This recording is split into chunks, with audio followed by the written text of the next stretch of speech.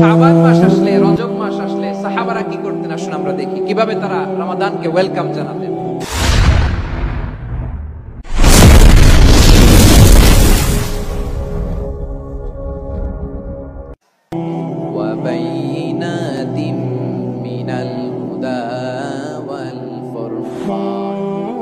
আল্লাহ বলেন রমাদান এমন একটা মাস যে মাসে কোরআন নাজিল করা হয়েছে, আর এই কোরআন হচ্ছে বিশ্ব মানবের জন্য পথ নির্দেশিকা, হেদায়েতের সুস্পষ্ট বর্ণনা এবং সত্য মিথ্যা পৃথক করার আসমানি মানদণ্ড রূপে জামিনে আমাদের জন্য কোরআন নাজিল করেছে কে?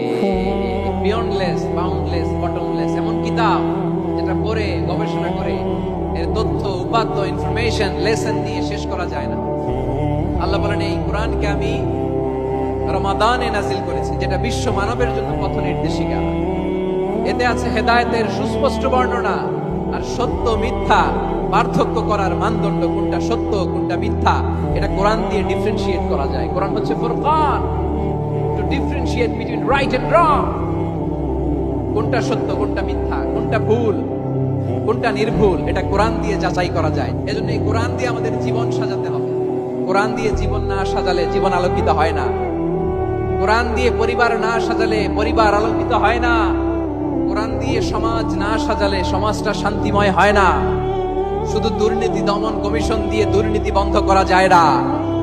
কোরআনের আইন বাস্তবায়ন করা ছাড়া এই সমাজ থেকে দুর্নীতি বন্ধ করা যাবে না। আমার প্রিয় ভাইরা, এই কোরআন নাজিল হয়েছে রমাদান আল মুবারক, এই বরকতময় মাসে।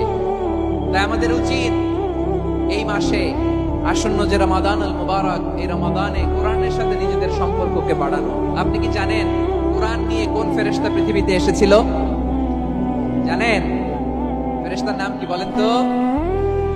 জিবরিল আলাইহিস সালাম।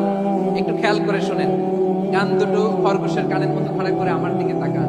সাইয়েদনা জিবরিল কোরআন নিয়ে এসেছেন, ফলে উনি হয়েছেন শ্রেষ্ঠ ফেরেশতা। বিশ্ব নবীর উপর কোরআন নাজিল হয়েছে, তাই তিনি হয়েছেন শ্রেষ্ঠ নবী। রমাদানে কোরআন নাজিল হয়েছে, তাই রমাদান হয়েছে শ্রেষ্ঠ মাস। কদরের রাতে কোরআন নাজিল হয়েছে, তাই কদর হয়েছে শ্রেষ্ঠ রাত।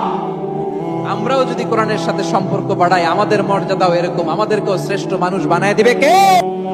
দেখবেন আমাদের হাফেজে কোরআন, তারা ইন্টারন্যাশনাল কোরআন কম্পিটিশনে যে গোটা বিশ্বকে পেছনে ফেলে প্রথম পুরস্কার নিয়ে আসে। আমরা শুরুতেই আলোচনার শুরুতেই শপথ নেই যে আসন্ন রমাদানে আমরা কোরআনের সাথে নিজেদের সম্পর্ককে মজবুত করব ইনশাআল্লাহ। শাবান মাস আসলে, রজব মাস আসলে সাহাবারা কি করতেন আসুন আমরা দেখি কিভাবে তারা রমাদানকে ওয়েলকাম জানাতেন। রজব শাবান আসলেই ওনারা রমাদান পর্যন্ত পৌঁছার আকুতি আগ্রহ আর ফরিয়াদ আল্লাহর কাছে জানাতেন আর বলতেন, ইয়া আল্লাহ, রমজান পর্যন্ত আমাদের হায়াত বাড়িয়ে দাও। আল্লাহুম্মা বাল্লিগনা রমাদান, আল্লাহ তুমি রমজান পর্যন্ত আমাদের পৌঁছে দাও। আল্লাহুম্মা বারিক লানা ফি রজব ওয়া শাবান ওয়া বাল্লিগনা রমাদান, আল্লাহ রজব শাবানে বরকত দাও, আল্লাহ রমজান পর্যন্ত তুমি আমাদেরকে পৌঁছে দাও। আওয়াজ করে পড়েন আমিন। এই যে আরো 7 দিন বাকি রমাদান আসতে, এই 7 দিন পর্যন্ত আমরা রমাদান পাবো, কোনো গ্যারান্টি আছে? আচ্ছা, এই বছর যদি খুশনসিব হয় আমাদের, আমরা যদি পাই, আগামী বছরে যে রমাদান আমরা পাবো কোনো গ্যারান্টি আছে? তাহলে আসুন আমরা ভেবে নেই, হতে পারে this Ramadan could be the last and final Ramadan in our life. হতে পারে এই রমাদানই হতে পারে আমার জীবনের শেষ রমাদান। তাই আসুন আমরা আল্লাহর কাছে দোয়া করি, আল্লাহুম্মা বাল্লিগনা রমাদান, আল্লাহ তুমি রমাদান পর্যন্ত আমাদেরকে পৌঁছে দাও। আওয়াজ করে পড়েন আমিন। রাজব আল হাম্বলি লাতাইফুল মাআরিফের মধ্যে লিখেছেন সাহাবারা ওনারা রমাদান কেন্দ্রিক, আমাদের সালাফ সালফে সালেহিনরা রমাদান কেন্দ্রিক জীবন কাটাতেন। ওনারা রমজান আসার 6 মাস আগে আল্লাহর কাছে দোয়া করতেন, আল্লাহ রমজান পর্যন্ত পৌঁছে দাও। রমজান চলে যাওয়ার পরে বাকি 6 মাস আল্লাহর কাছে দোয়া করতেন, আল্লাহ এই রমাদানে যে ইবাদত করেছি ইবাদত গুলো তুমি কবুল করে নাও। তাহলে পুরো বছর রমাদান কেন্দ্রিক জীবন। রমজান আসার আগে 6 মাস দোয়া করতো, আল্লাহ আমরা যেন রমজান পাই।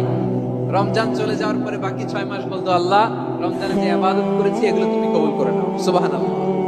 আবার এই শাবান মাসে আল্লাহর হাবিব সাল্লাল্লাহু আলাইহি ওয়াসাল্লাম সবচেয়ে বেশি রোজা রাখতেন। কানা ইয়াসুমু শাবানা কুল্লাহ, সবচেয়ে বেশি রোজা রাখতেন শাবান মাসে। ওয়া কানা ইয়াসুমু শাবানা ইল্লা কালিলা, শাবানের অল্প কয়েকদিন ছাড়া পুরো শাবানটাই বিশ্বনবী রোজা রাখতেন। সুবহানাল্লাহ পড়েন।